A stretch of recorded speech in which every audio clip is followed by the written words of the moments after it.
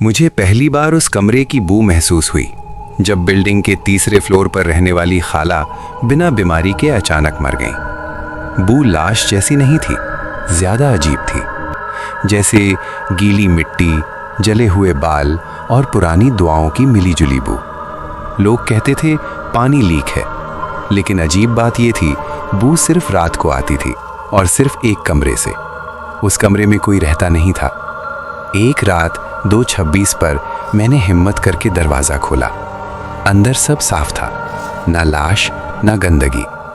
लेकिन जैसे ही मैंने सांस ली, मेरी आंखों के सामने उस कमरे का फर्श सांस लेने लगा।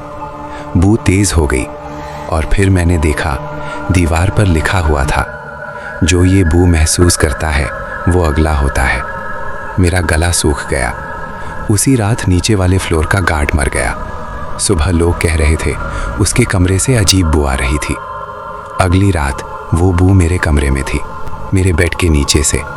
मैंने लाइट चलाई, कुछ नहीं, लेकिन मैट्रेस धीरे धीरे गीला होने लगा और मेरी नाक के बिल्कुल पास किसी ने सांस ली।